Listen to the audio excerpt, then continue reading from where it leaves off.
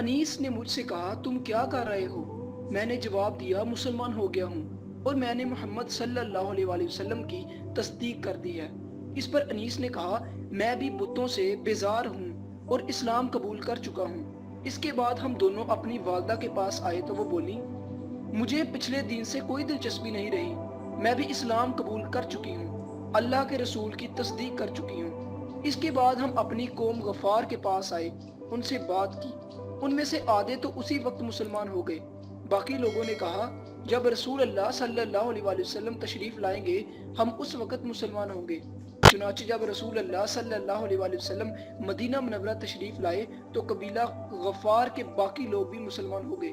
ان حضرات نے جو یہ کہا تھا کہ جب رسول اللہ صلی اللہ علیہ وآلہ وسلم تشریف لائیں گے ہم اس وقت مسلمان ہوں گے، تو ان کے یہ کہنے کی وجہ یہ تھی کہ نبی کریم صلی اللہ علیہ وآلہ وسلم نے مکہ میں حضرت ابو ذر غفاری رضی اللہ تعالی عنہ سے ارشاد فرمایا تھا میں نخلستان یعنی کھجوروں کی باغ کی سرزمین میں جاؤں گا جو یثرب کے سوا کوئی نہیں ہے، تو کیا تم اپنی قوم کو یہ خبر پہنچا دو گے؟ ممکن ہے اس طرح تمہارے ذریعے اللہ تعالیٰ ان لوگوں کو فائدہ پہنچا دے اور تمہیں ان کی وجہ سے اجر ملے۔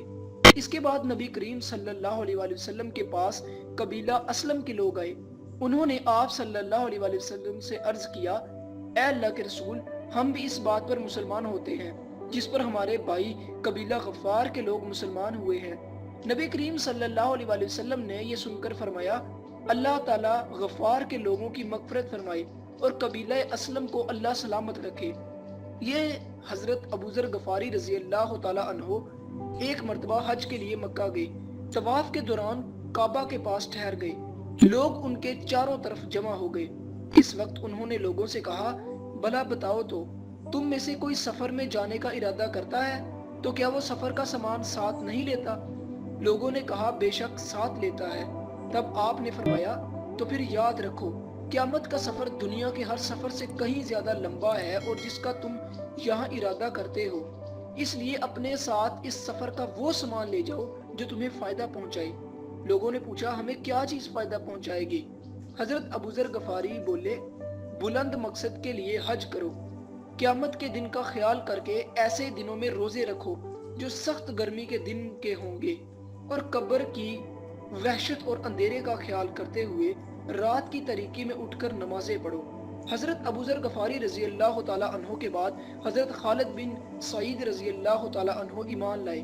کہا جاتا ہے دیہات کے لوگوں میں سے مسلمان ہونے والوں میں یہ تیسرے یا چوتھے آدمی تھے، ایک قول یہ ہے کہ پانچویں تھے۔ یہ اپنے بھائیوں میں سب سے پہلے مسلمان ہوئے۔ ان کے اسلام لانے کا واقعہ یوں ہے کہ انہوں نے خواب میں جہنم کو دیکھا، اس کی آگ بہت خوفناک انداز میں بھڑک رہی تھی، یہ خود جہنم کے کنارے کھڑے تھے۔ خواب میں انہوں نے دیکھا کہ ان کا باپ انہیں جہنم میں دھکیلنا چاہتا ہے، مگر نبی کریم صلی اللہ علیہ وآلہ وسلم ان کا دامن پکڑ کر انہیں دوزخ میں گرنے سے روک رہے ہیں۔ اسی وقت گھبراہٹ کے عالم میں ان کی آنکھ کھل گئی، انہوں نے فوراً کہا میں اللہ کی قسم کھا کر کہتا ہوں کہ یہ خواب سچا ہے۔ ساتھ ہی انہیں یقین ہو گیا کہ جہنم سے انہیں رسول اللہ صلی اللہ علیہ وآلہ وسلم ہی بچا سکتے ہیں۔ فوراً ابو بکر صدیق رضی اللہ تعالیٰ عنہ کے پاس آئے، انہیں اپنا خواب سنایا۔ ابو بکر صدیق رضی اللہ تعالیٰ عنہ نے فرمایا اس خواب میں تمہاری بلائی اور خیر پوشیدہ ہے، اللہ کے رسول موجود ہیں، ان کی پیروی کرو۔ چنانچہ حضرت خالد بن سعید رضی اللہ تعالیٰ عنہ فوراً ہی نبی کریم صلی اللہ علیہ وآلہ وسلم کی خدمت میں حاضر ہوئے۔ انہوں نے آپ سے پوچھا اے محمد آپ کس بات کی دعوت دیتے ہیں؟ آپ نے ارشاد فرمایا میں اس بات کی دعوت دیتا ہوں کہ اللہ ایک ہے، اس کا کوئی شریک نہیں، کوئی اس کے برابر نہیں، اور یہ کہ محمد صلی اللہ علیہ وآلہ وسلم اللہ کے بندے اور رسول ہیں، اور تم جو یہ پتھروں کی عبادت کرتے ہو اس کو چھوڑ دو، یہ پتھر نہ سنتے ہیں نہ دیکھتے ہیں، نہ نقصان پہنچا سکتے ہیں اور نہ فائدہ پہنچا سکتے ہیں۔ یہ سنتے ہی حضرت خالد بن سعید رضی اللہ تعالیٰ عنہ مسلمان ہو گئے۔ ان کے والد کا نام سعید بن آس تھا۔ اسے بیٹے کے اسلام قبول کرنے کا پتہ چلا تو آگ بگولا ہو گیا، بیٹے کو کوڑے سے مارنا شروع کیا، یہاں تک کہ اتنے کوڑے مارے کہ کوڑا ٹوٹ گیا۔ پھر اس نے کہا تو نے محمد کی پیروی حالانکہ تو جانتا ہے وہ پوری قوم کے خلاف جا رہا ہے، وہ اپنی قوم کے معبودوں کو برا کہتا ہے۔ یہ سن کر حضرت خالد بن سعید رضی اللہ تعالیٰ عنہ بولے اللہ کی قسم وہ جو پیغام لے کر آئے ہیں میں نے اس کو قبول کر لیا ہے اس جواب پر وہ اور غضبناک ہوا اور بولا خدا کی قسم میں تیرا کھانا پینا بند کر دوں گا۔ حضرت خالد بن سعید رضی اللہ تعالیٰ عنہ نے جواب دیا اگر آپ میرا کھانا پینا بند کر دیں گے تو اللہ تعالیٰ مجھے روٹی دینے والا ہے۔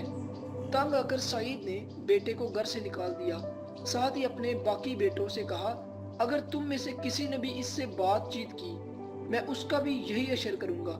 حضرت خالد بن سعید رضی اللہ تعالیٰ عنہ گھر سے نکل کر حضور اکرم صلی اللہ علیہ وآلہ وسلم کی خدمت میں آ گئے۔ اس کے بعد وہ آپ کے ساتھ ہی رہنے لگے، باپ سے بالکل بے تعلق ہو گئے، یہاں تک کہ جب مسلمانوں نے کافروں کے مظالم سے تنگ آ کر حبشہ کی طرف ہجرت کی تو یہ ہجرت کرنے والوں میں سے سب سے پہلے آدمی تھے۔ ایک مرتبہ ان کا باپ بیمار ہوا، اس وقت اس نے قسم کھائی اگر خدا نے مجھے اس بیماری سے صحت دے دی تو میں مکہ میں کبھی محمد کے خدا کی عبادت نہیں ہونے دوں گا۔ باپ کی یہ بات حضرت خالد بن سعید رضی اللہ تعالیٰ عنہ تک پہنچی تو انہوں نے کہا اے اللہ اسے اس مرض سے کبھی نجات نہ دینا۔ چنانچہ ان کا باپ اسی مرض میں مر گیا۔ حضرت خالد بن سعید رضی اللہ تعالیٰ عنہ پہلے آدمی ہیں جنہوں نے بسم اللہ الرحمن الرحیم لکھی۔ ان کے بعد ان کے بھائی عمرو بن سعید رضی اللہ تعالیٰ عنہ مسلمان ہو گئے۔ ان کے مسلمان ہونے کا سبب یہ ہوا کہ انہوں نے خواب میں ایک نور دیکھا۔ نور زمزم کے پاس سے نکلا اور اس سے مدینے کے باغ تک روشن ہو گئے اور اتنے روشن ہوئے کہ ان میں مدینہ کی تازہ کھجوریں نظر آنے لگی۔ انہوں نے یہ خواب لوگوں سے بیان کیا تو ان سے کہا گیا زمزم عبد المطلب کے خاندان کا کنواں ہے اور یہ نور بھی انہی میں سے ظاہر ہوگا۔ پھر جب ان کے بھائی خالد رضی اللہ تعالیٰ عنہ مسلمان ہو گئے تو انہیں خواب کی حقیقت نظر آنے لگی، چنانچہ یہ بھی مسلمان ہو گئے۔ ان کے علاوہ سعید کی اولاد میں سے ریان اور حکم بھی مسلمان ہوئے۔ حکم کا نام نبی کریم صلی اللہ علیہ وآلہ وسلم نے عبداللہ رکھا۔ اس طرح ابتدائی دنوں میں مسلمان ہونے والوں میں حضرت صہیب رضی اللہ تعالیٰ عنہ بھی تھے۔ ان کا باپ ایران کا بادشاہ کسرا کا گورنر تھا۔ ایک مرتبہ کیسر کے فوجیوں نے اس کے علاقے پر حملہ کیا۔ اس لڑائی میں صہیب رضی اللہ تعالیٰ عنہ گرفتار ہو گئے، انہیں غلام بنا لیا گیا۔ اس وقت یہ بچے تھے، چنانچہ یہ غلامی کی حالت میں ہی روم میں پلے بڑے، وہی جوان ہوئے۔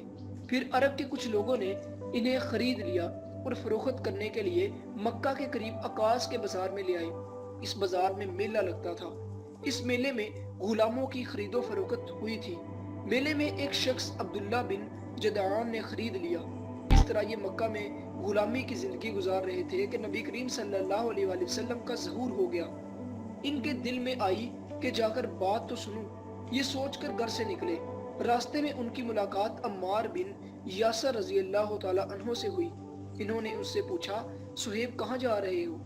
یہ فوراً بولے میں محمد کے پاس جا رہا ہوں تاکہ ان کی بات سنوں اور دیکھوں وہ کس چیز کی طرف دعوت دیتے ہیں۔ یہ سن کر عمار بن یاسر رضی اللہ تعالیٰ عنہ بولے میں بھی اس ارادے سے گھر سے نکلا ہوں۔ یہ سن کر صہیب رضی اللہ تعالیٰ عنہ بولے تا پھر اکٹھے ہی چلتے ہیں۔ اب دونوں ایک ساتھ قدم اٹھانے لگے۔ تو ناظرین یہ تھا سیرت نبی صلی اللہ علیہ وآلہ وسلم کا پارٹ نمبر 24۔ اگر آپ اس کی مزید ویڈیوز دیکھنا چاہتے ہیں تو ابھی ہمارے چینل کو سبسکرائب کریں، ویڈیو کو لائک کریں، شیئر کریں۔ اسی کے ساتھ اب ہم ملتے ہیں نیکسٹ ویڈیو میں۔ شکریہ۔